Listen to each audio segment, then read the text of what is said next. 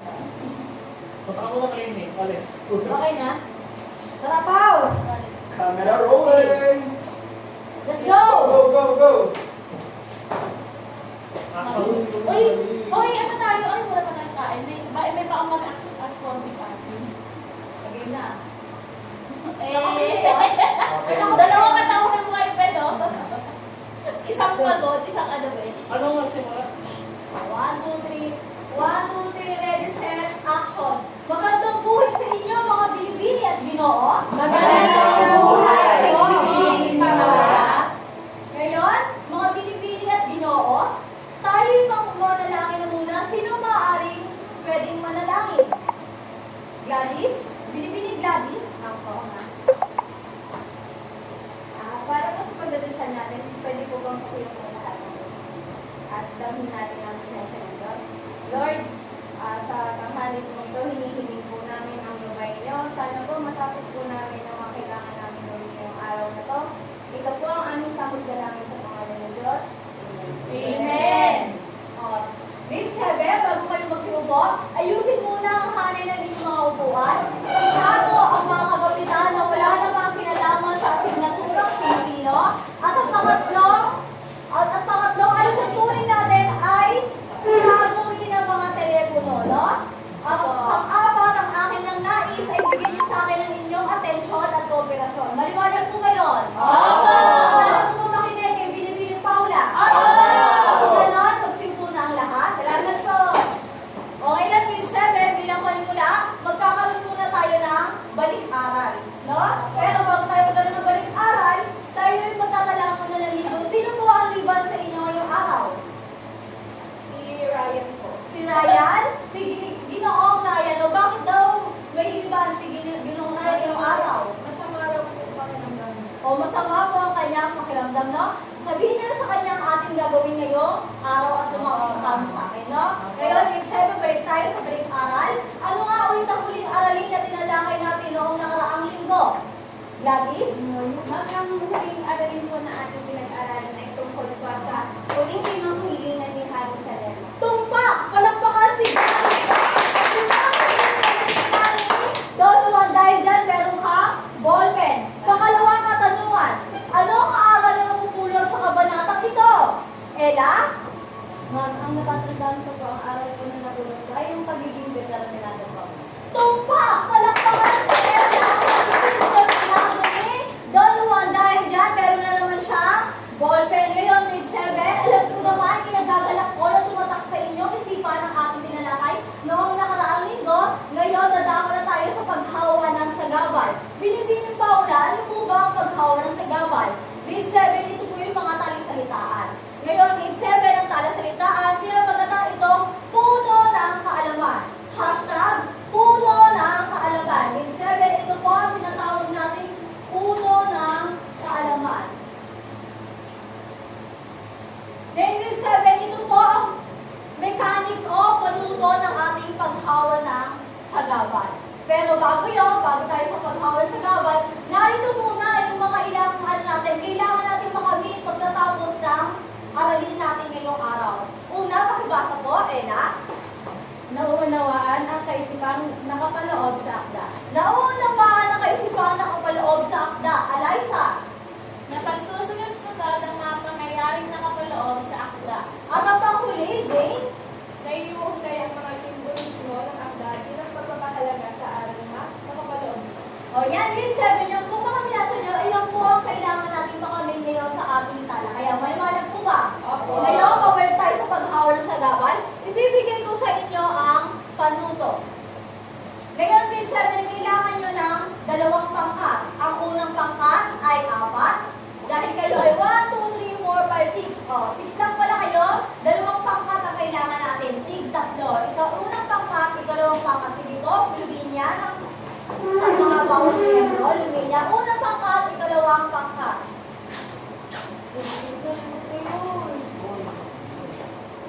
Ngayon, grade 7, pakibasa po ang punuto habang tumipila. Pakibasa po ang punuto sabay-sabay. Umangay ang dalawang pangkat at habang tumutuntog ang awit ay sasayaw. Kapag tumigil ang tugtog, isuot ang korona at paunahan itigil balot sa puno ng kaalaman. Grade 7, ito po yung mga choices.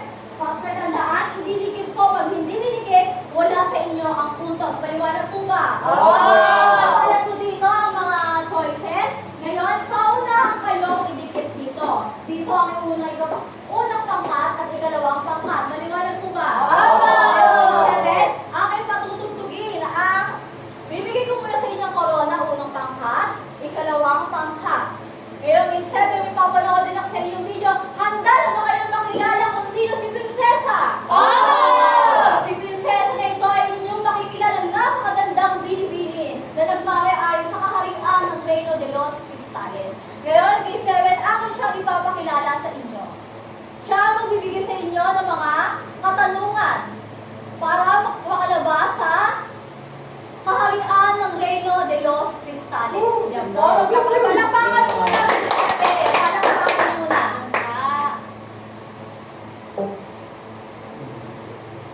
Magandang buhay ng magandang binibili at buwapong Ginoo. Maligayang pagdating sa aking kaharian, ang kaharian ng Reino de los Cristales. Ako nga pala si Prinsesa Paula. Ngayon, bago kayo dumating sa aking kwento o bago niyo matunghayan o malaman ang aking istorya, meron muna ako sa inyong mga ilang katanungan. Handa na kayo? Handa na ba kayo? Ngayon, kung handa na kayo, magsimula na tayo. Una, nasa linya, umanda. Unang katanungan. Unang katanungan, ang anak ni Haring Salermo ay tila may ugaling pagkasway. Pagkaswali. Pagkaswali.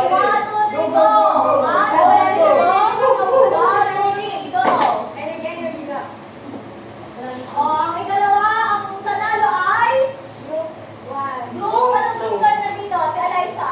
Group 2. Ang nanalo po ay Group 2. Sa kanya po ang unang punto. So, palit. Ikalawang katanungan. Ikalawang katanungan, ang kabayo ay salanggapang kaya naman kailangan mapaamon ni Don Juan. Salanggapang. Okay, ang nanalo po ay ikalawang pangkat. Sa kanya pong punto sa ikalawang pangkat. Pagkatapos ay may magpapanalo ba sa inyong grupo? Wala po! Ikatlong katanungan. Nandako tayo. Ikatlong katanungan, ang lubong ni Don Juan ay mapili ang kanyang ilog at mapa sa kanya. Ang luhog daw, ang luhog. Ano ang ibig sabihin ng ang luhog? Ang luhog daw. Ang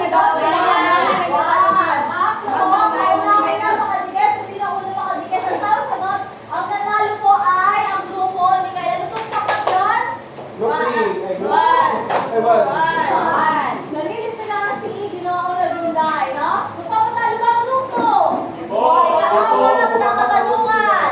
Ikaapat na katanungan, ang hari ay malapit na madaraki ang prinsipe at prinsesa, kaya ginamitan nila ito ng mahika. Madadakip. Ano ang madadakip? Group 2. Ang nanalo po ay pangkat ni Elan po group. Wow! Magpapatalo po ba ang group to? Huling katanungan. Katanungan, hindi nakakuma ang hari nung napili ni Don Juan ang tamang pintuan kung nasaan ang pintuturon ni Maria. Hindi daw nakahuma. Hindi daw nakahuma. Sino? Ang nanalo po ay walang nakatikit sa inyo. Ang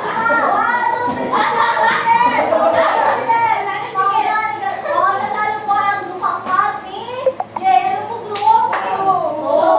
Ang nanalo po ng 7 ay ang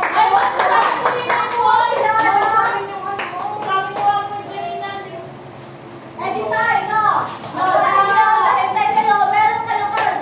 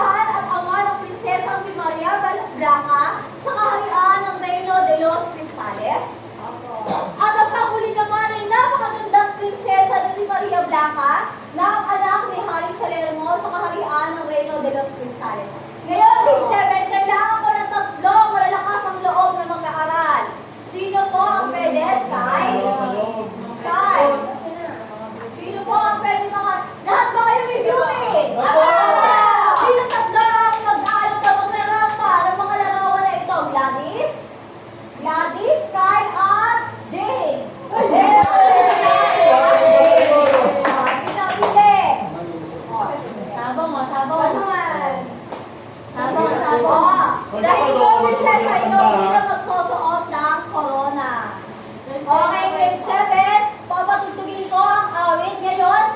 Pag tumugtog ang awit kayo, ay kailangan yung bigyang buhay ang mga larawan ng inyong hawak. Kayo ay larampa. Pagkatapos ng tugtog, meron diyang larawan sa loob na bibigyan niyong pagpapahulugan. Maliwanag po ba? Ang larawan na makikita sa loob ay didikit po dito sa aking sala. Maliwanag? Ano po ang aking patutugin para kayo ay irampa ang beauty. Mag-music po yan, ma'am. Merong music to. Kayo ang larampa nyo ang inyong beauty. O, antay-antay lang tayo saglit ha. Irarampa nyo ang inyong beauty, no? Sige, pagmulahan ko na. Sige, irampa nyo ang inyong beauty. 1, 2, 3, go! Sige na. Sige na. 1, 2, 3, go! Excuse me, can I have your attention please for one more time?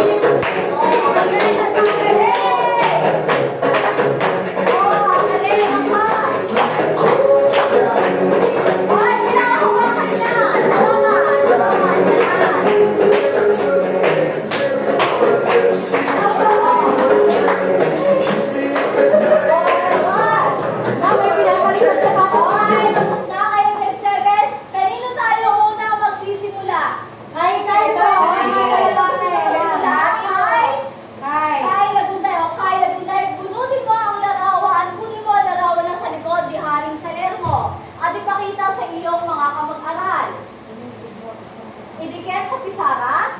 Meron yan, mayroon na yung ano na, ididikit mo na lang yan sa pisara. Dito anak, dito. Sa tabi ng ating punong kaalaman.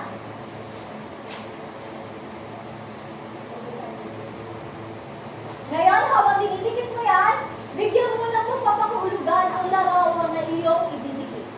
Bigyan mo ng pagpapahulugan o ano ang pinahiliwatig ng larawan na iyong ididikit. May pagpupulong. Meron na ba? Ano ba? Ha? Hindi ko marinig. Pakilakasan ng boss, anak. Pakilakasan ng boses. Okay, ano? Pinapagalitan. Pinapagalitan. Ano sabi ko sa pinapagalitan din 7, ito ay? Ano pinapakita? Ang paghigpit ng isang magulang. Ako sa'yo, pakinig ito. Pangalawa, Jay! Pakalapakan si Jay! O ano po ang larawan na iyong nakuha? O ano ang pagpapakahulugan niyan? Yung nanay ko, pinagsasabihan din po na yung anak niya, pero parang wala kong pakialam yung anak. No? Parang pasaway ang anak mahusay. Palakpakan si Jay! O ano? Yung ating salerno, no? Ang pangatlong contestant, Don Juan po. Si Don Juan, o ano ang pagpapakahulugan sa loob ng larawan ni Don Juan? Ano po, pagmamahal po sa pamilya. Pagmamahal sa pamilya at sa kapwa na mahusay. Palakpakan natin ang bawat isa. Ngayon, ang mga gumagawa ay meron silang mga boyfriend. One for you and one for you. Palakpakan ang bawat isa. Ngayon, grade 7, ipapakilala ko sa inyo ngayon ang ating tatalakayin. Ang ating tatalakayin ngayon ay ang kung kanina sa balik-aral ang sinabi niya ang limang huling kahilingan ni Haring Salerno kay Don Juan, meaning grade 7 ang tatalakayin natin ay pakibasa po, pakibasa. Sabay-sabay. Iyong adana, ang mga huling kahilingan at sumpa ni Haring Salerno. Ang huling kahilingan, ito yung mga bilang pagpapatuloy no, sa itinalakay naman natin ng kanang linggo at ang sumpa ni Haring Salerno. Kaya grade 7, panoodin niyo po ang video, no? Video lesson ng ating tatalakayin ngayong araw. Hindi lang po basta manonood, ha? Iintindihin at mag-jot doon ng mga importante pangyayari. Maliwanag po ba? Ano ba yung ating tatalakayin? Ating panoorin ng sabay-sabay ang ating tatalakayin ngayong araw.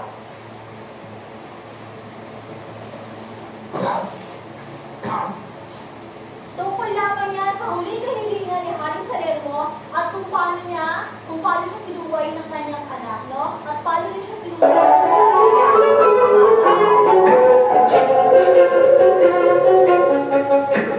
Sabihin mo na, Don Juan, ang utos ng Haring Mahal.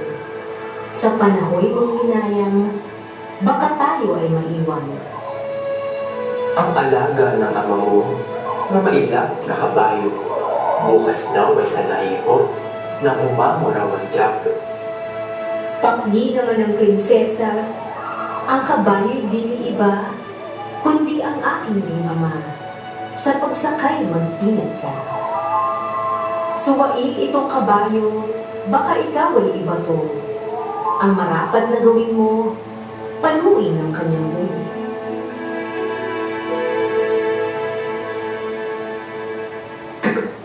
Umaga na at tinupad ng prinsipe yaong atas. Ang kabayo'y inilabas, tinuruan ng paglakad. Habang ang tinuturuan, magbait ang salanggapan. Palagsikad sa katawan, parang lintik kung lumatay. Ang kabayo ay nahapo, luhat laway tumutulo. Mga mata ay umamo, mabait na parang suso. Grade 7. Ano ang pang-anim na kahilingan daw ni Haring Salermo? Ano po yun? Tungkol sa pagpapaamo ng isang langgapang na kabayo. Ano nga po sinabi sa langgapang ayon sa punulang natin, kaalaman? Matigas po ang Dahil na kailangan niyo mapaawa ang salbahin na kabayo. No, maliwanag po ba ang pang-anim na kahilingan? Ngayon, natako tayo sa pang-pito, ang huling kahilingan ni Haring Salermo kay Don Juan.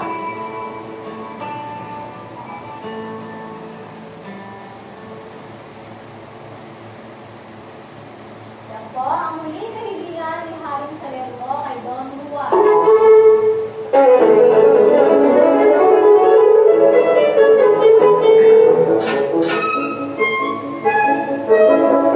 Ay agad nang nagtindi sa kanyang pagkakahilig. Si Don Juan ay kinawin, humarap sa tatlong silid. Sa butas ang nakalitaw, mga hituturo lamang upang hindi mahulaan sa tatlo ang mga hihilang. Ituturong nakasuot, tinigilan ang buong lubod. Mahal na hari, Ang lubod, narito ang aking iro. haring hindi nakahuma, dila ay parang napatta. Mahal pa naman sa kanya, ang ngayo'y mawawalay na. Ngayon di aalis tayo sa verbal na patutungo. Magpaumat-umat dito, masama na sa haka ko. Yari na sa aking amang, dalhin ka sa Inglaterra. Naroon ang aking tiya, pakakasal ka sa kanya. Tumakas na ang kasa, siguro ay nakasindi. Sa takbong pinagbubuti, kapagit na mapatagin. Ang hari ay malapit na, madarakit na nga sila. Ang ginawa ng prinsesa, pinahiran ang mahila.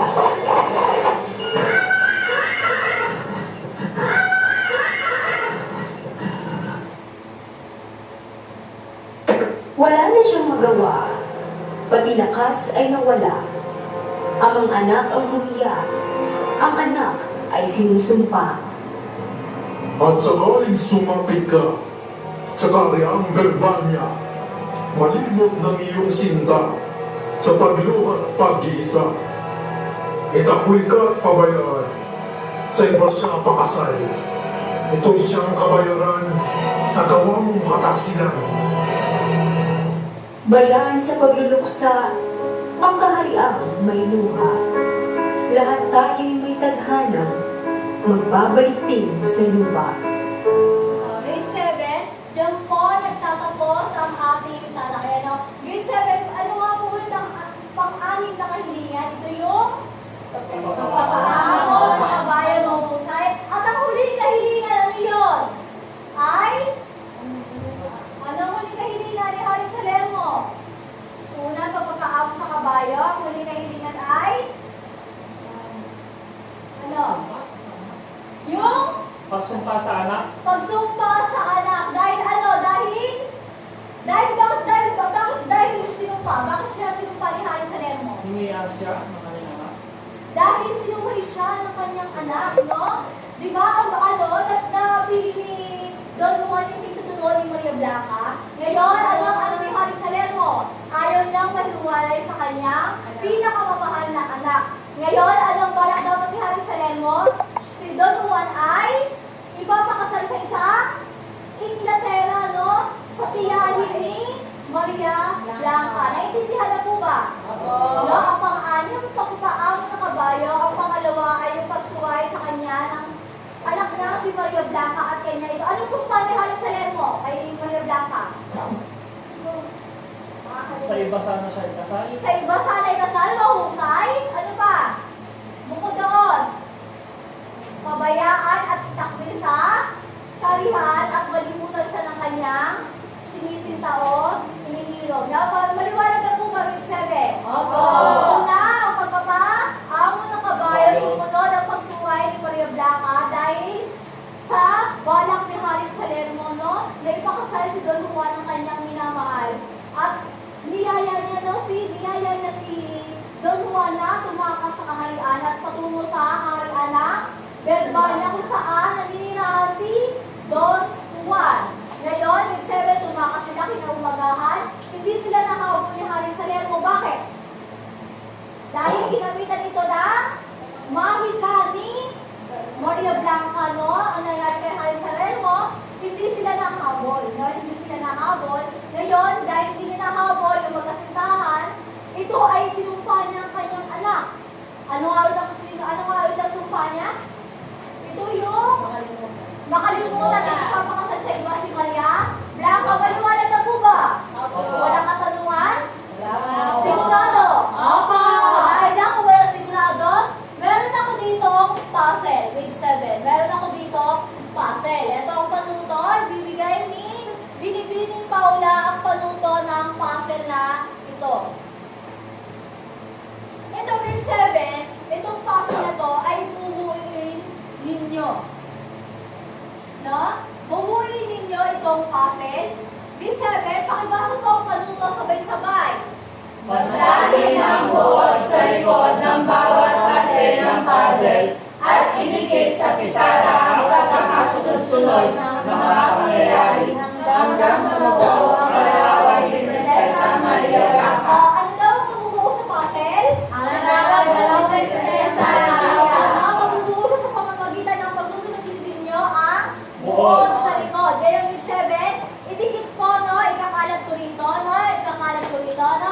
Idikit nyo sa blackboard hanggang sa mabuo ang larawan ni Maria Blanca. Ano, babasahin ang buod? Sino po ang unang parte na magdidikit sa pisara?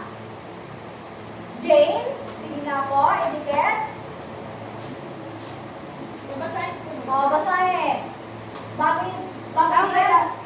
idikit, basahin. Ang alaga ng amo na mailap na kabayo, bukas daw ay sanayin kung ang nakumamo raw ang dyablo. Suwain itong kabayo, baka ikaw ay ibato.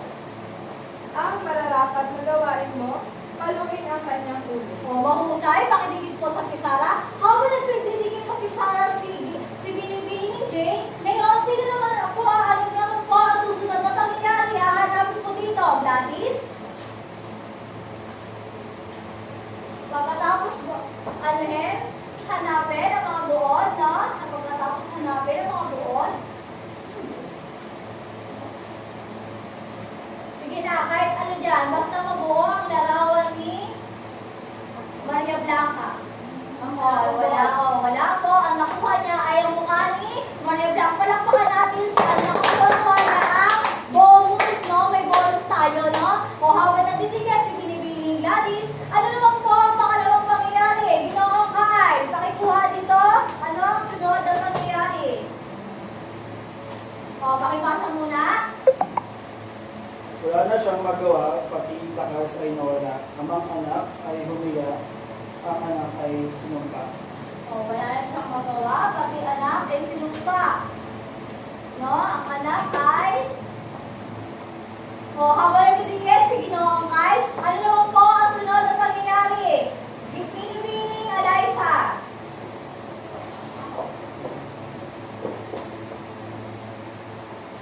Basahin ko muna ang buod bago idikit ito sa pisara.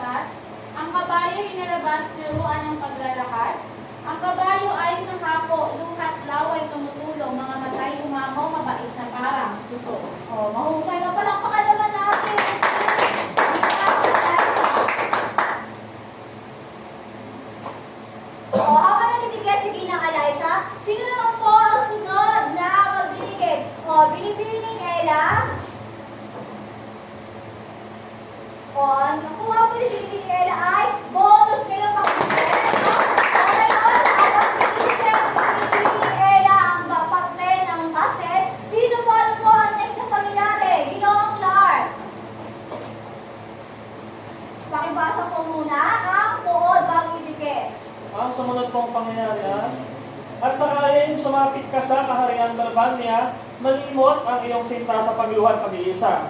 Itakwil ka at pabayaan sa iba siya ipakasal. Ito siyang kabayaran sa ginawa mong kataksilan. Mahusay na mahusay. Tama po ba si Ginoong Clark? Opo. Mahusay pakibigin po, Ginoong Clark. Ano ang sa pangyayari? Binibigay.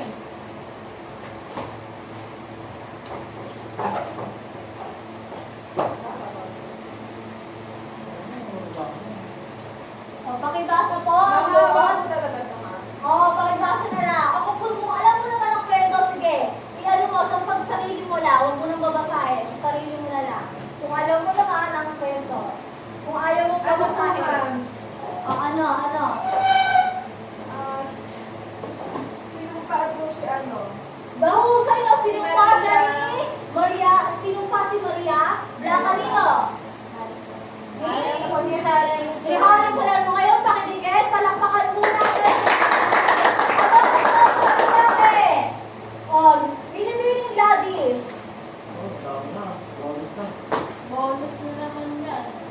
Ay, bonus palakpakan. Sige na po.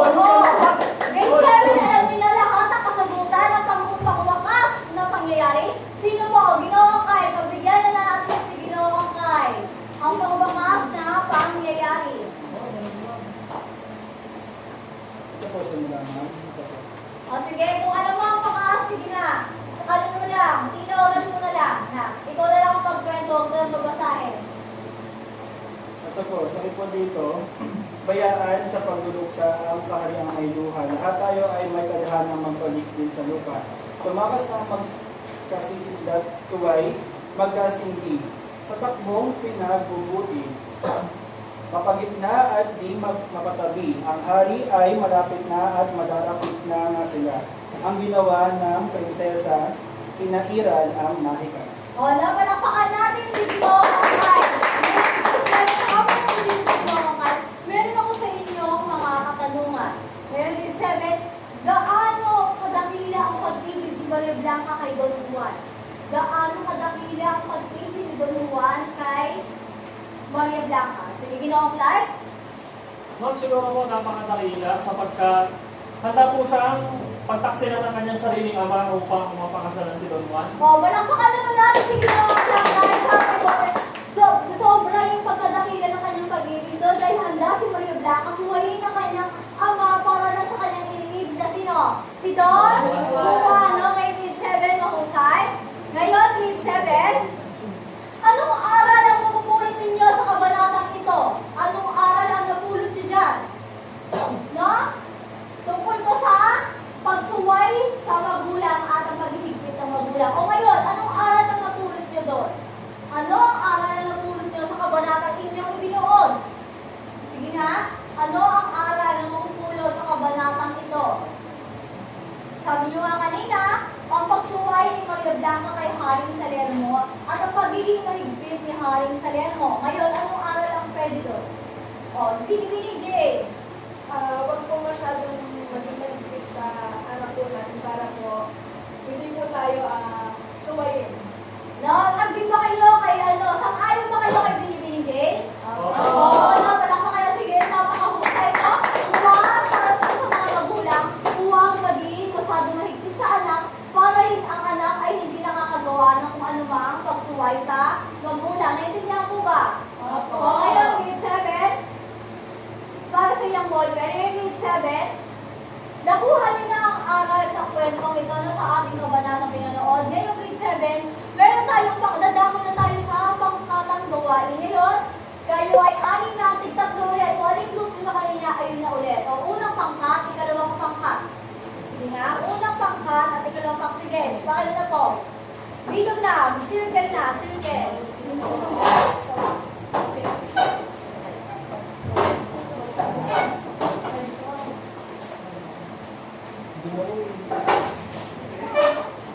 Okay na, grade 7. Ito po ang panuto. Panuto is ngayang simbolismo sa kahalagahan ng magulang sa buhay ng isang anak.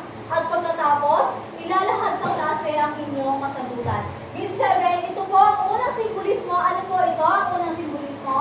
Kandila! Kandila po ang unang simbolismo. Para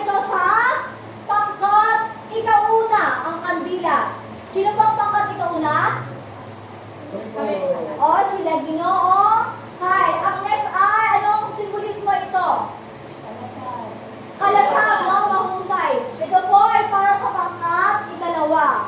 Ang simbolismo ng kalasan. Ngayon, grade 7, yung simbolismo na yan, paano niyo yan inuugnay sa kahalagahan ng isang magulang para sa buhay ng isang anak? No? Iugnay nyo ang kandila, no? Ng isang magulang para sa kanyang anak. At pagkatapos, ilalakad ito sa klase. Grade 7, paano kayo mamarkahan? Ma'am, ang una ay nakapungkal sa nilalaman. Ito po ay ang 10 points. Ang sunod ay kahusayan sa paglalakad. 10 points. Sa may kabuang 20 points. No? Okay, grade 7, ito po, dito po magsasagot para sa team, kalasan at team kandila. Dito po ang sunod na sagot. O, bibigyan ko lang kayo ng 5 minuto para magsagot. O, magsisimula na po ang oras natin. Magsisimula na po ang oras natin. No? Para sa mga gawain, iugnay ang simbolismo sa kahalagahan ng magulang. No? Paano nyo iugnay ang kandila sa kahalagahan ng magulang para sa isang anak? Ito naman, paano nyo iugnay ang kalasan sa kahalagahan ng magulang sa kanyang anak bilang isang anak o sa buhay ng isang anak. At maya-maya lang, ilalakad niyo po ang inyong kasagutan. Na magsisimula na po ang oras natin. O, 3 minuto. 3 minuto para matapos ang pangkatang gawain. 3 minuto. 3 minuto.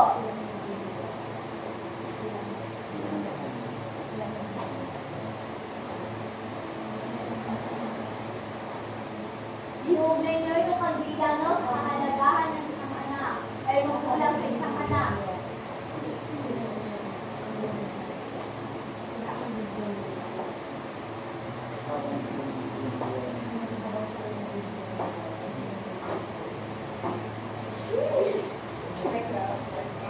O, 2 minuto. Grade 7, 2 minuto.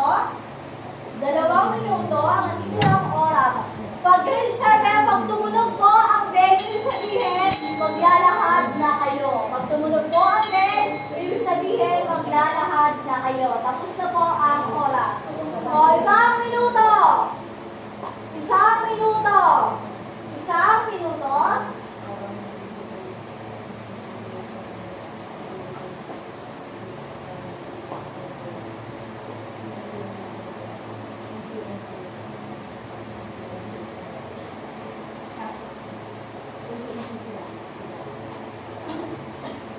Isang minuto. 30 seconds. 30 segundo. 30 segundo. 1, 2, 3, 1, 2, 3. Pangkat isa, tapos na. May yel ang tapos na. Mag-yel ang tapos na. Mag-yel po ang tapos na. Para malaman ko kung sino pang grupo po ang tapos na. 1, 2, 3. Tapos na. Napakahusay ng maunang pangkat. Sila po ay tapos na. Ay, kamusta na ba ang dalawang pangkat? Matatalo po ba ang dalawang pangkat? Pagbigyan natin ang dalawang pangkat. 1, 2, 3, 1, 2, 3. Kami rin! Palakpakan mo. Sabi po ninyo ng isang maglalakad sa inyong grupo.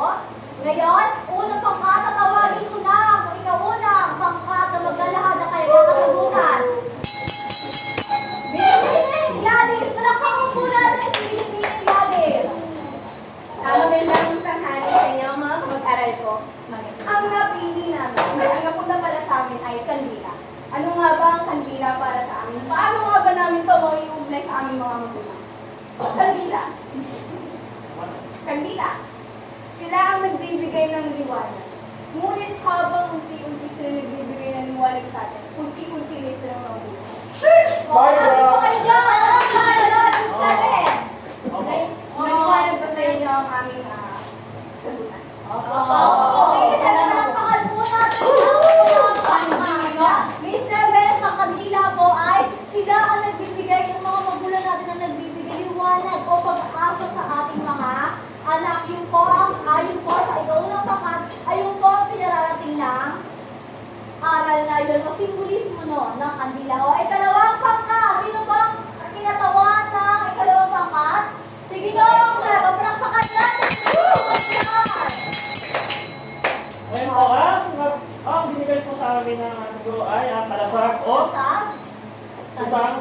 sa wikang Ingles, na ito po ay sumisimbolo sa proteksyon ng ating mga magulang sa atin.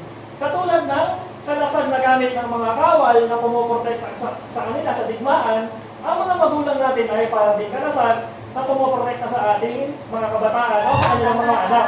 Lalo na wala pa tayo sa hustong gulang para makapag-isip na tayo, so wala pa tayong sapat na karanasan para maging tama ang ating mga desisyon sa buhay. I love you, Mayor!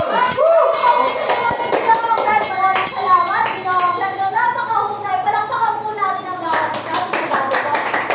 Seven, ang inyo pong score ay lahat ay perfect! Ay, mahusay, no? Tama po lahat ng inyong sinabi. Ang kandila ay nagbibigay liwanag o pag-asa sa atin, no? Yung magulang natin sa ating mga anak, ang kalasan ay nagsisilbing protection sila sa ating mga anak. Ngayon, in 7, tapos na po tayo sa pangkatang gawain. In 7, meron po naman tayo, dalakot naman tayo ngayon sa pangwakas na gawain. Ito po ay, ang pangwakas po nating gawain in 7. Meron ako dito mga puso, no? Meron ako dito mga puso.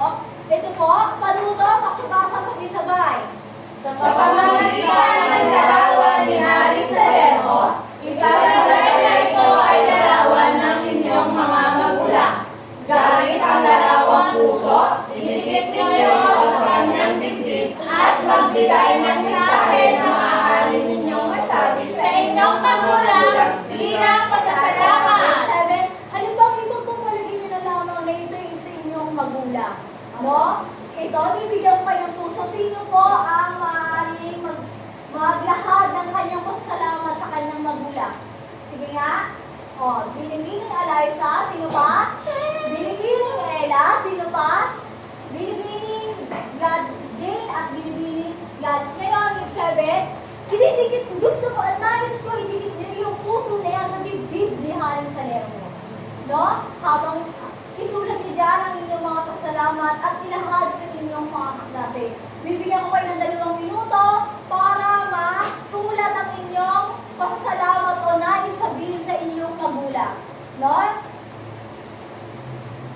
Pag tumunog po ang kampana o ang ating bell, ay po, ididikit niyo na isa-isa ang inyong mga puso.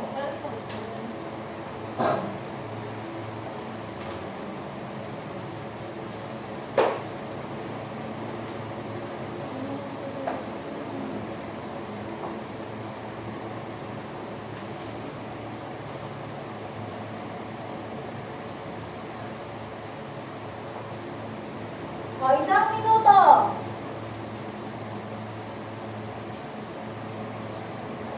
O, 1 minuto. O, tapos na po ba ang lahat? O, tapos na po. O, dikit na po sa dibdib ni Haring Salermo ang inyong pasasalamat at bigkasin o ilahad ang inyong mensahe sa inyong magulang. O, unang muna ay si Binibining Ella, ilahad po ang mensahe. Ang sinulat ko po ay, salamat po sa pagbibigay ng lakas at pag-asa sa araw-araw. O, salamat po sa pagbibigay ng lakas at pag-asa araw-araw. Tama naman po ba si Binibining Ella? O, palakpakan po natin si Binibining Ella. Salamat Binibining Ella sa iyong pagbabahagi. Sumunod po ay si Binibining Eliza. Saan po po sabihin? Ang sinulat ko po, salamat mapa, malayo na at malapit. Ano? Ano po, pero malayo na at malapit. Pero malapit. Ibig sabihin niyo ni Binibining Eliza, no? Best niyo na yun, no? Dahil kayo ay grade 7 na nakatapos na siya ng elementary.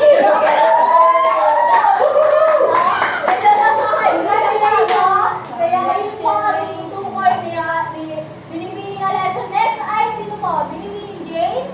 Ang mensahe ko po ay, salamat dahil hindi kayo nagsawa na gabayan kami at suportahan sa kung ano ay isang sa O, palakpakan mo. Salamat, Binibining Jane, no? Sa kanya. Ngayon, grade 7, ito po ay makakarating sa inyong mga magulang inyong pasasalamat, no? Ang inyong mga magulang ay umiiyak na siya. Pasasalamat. Ngayon, grade 7, tapos na tayo sa pangwakas na gawain. Ngayon naman, grade 7, dadako na tayo sa pagtataya. May naintindihan po ba?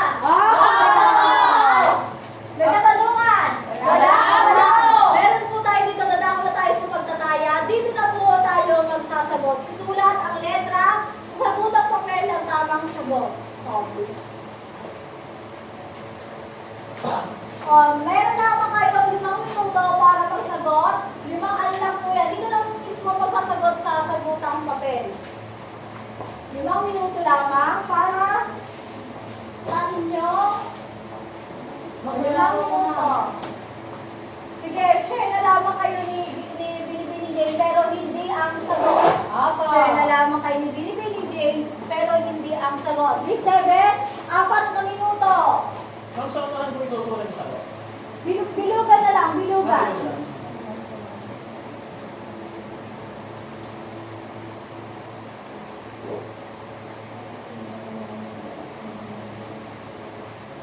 Pag tumulong ang kampana or bell, pass your paper o ipasa ang inyong papel sa unahan. Or makipagpalitan sa inyong katabi. Sige, yun na lang. Makipagpalitan sa inyong katabi kapag tumunog na ang kampana. O, 1 minuto. 1 minuto.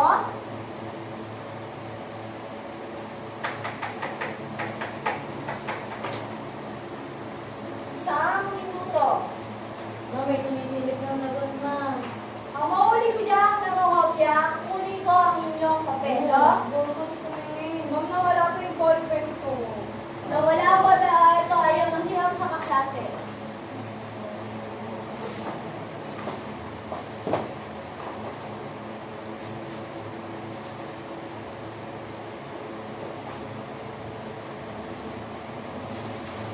Tapos na po ba? Sino po ang nasasagot pa? Sino pa po ang nasasagot? Tapos na? Tapos na. Alright, ito tayo mag-check. O, makapagpalitan ng papel sa inyong katabi. O, number 1, ano sagot? Unang bilang, ano sagot? Lagyan po ng iniwastoni. Iniwastoni. Lagyan po, iniwastoni.